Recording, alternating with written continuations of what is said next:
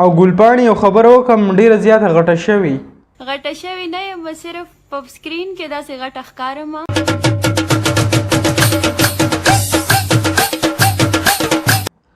السلام علیکم دوستانو، امید لرم چې روغ جوړ به او د ژوند په مزو کې به ملګرو. نن به موږ سره په کال راځي ګلپاڼه.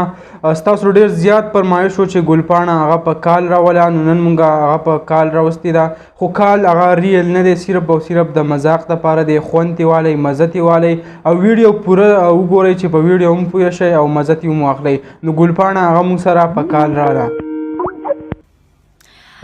السلام علیکم. وعلیکم سلام.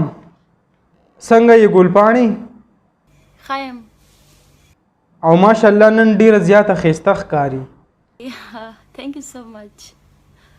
دا موبایل نه دی، دا لږ صحیح ونیسه، زما خیال دی ستړی شوي یې که څه. کله کله موبایل ځان ته مخې ته نیولی انسان لاس ستړی شي.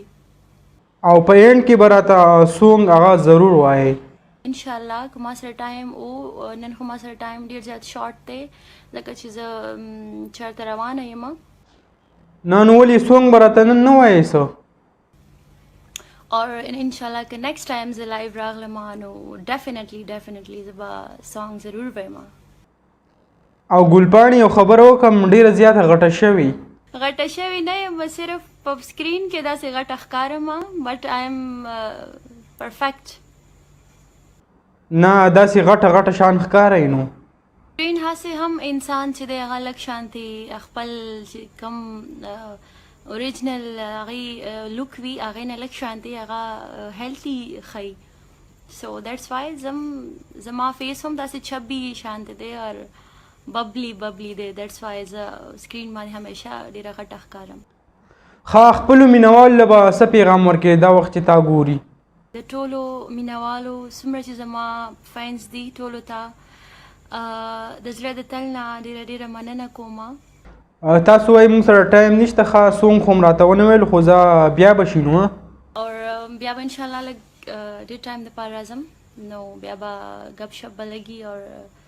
او تاسو ما ته یو خبره کوله نو که هغه راته وایې اوس. زه ډېره زیاته جلدی کې یم نو ویلی نه شم. बहुत शुक्रिया टाइम देने का. Thank you so much guys. मुझे अपनी दुआओं में याद रखें और मुझे इसी तरह सपोर्ट करते रहें. मुझे आपकी सपोर्ट की सख्त ज़रूरत है और आखिर में love you all. Bye bye. نو جی ملګرو دا وه ګلپاڼه چې ماته کال نه و کړی.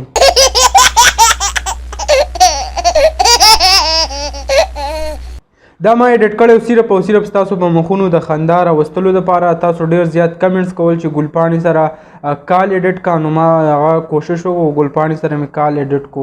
نو که ویډیو م خوښه شوي ویډیو لایک کړئ او که په چینل نوي یې چینل سبسکرایب کړئ د داسې نورو ویډیوګانو دپاره.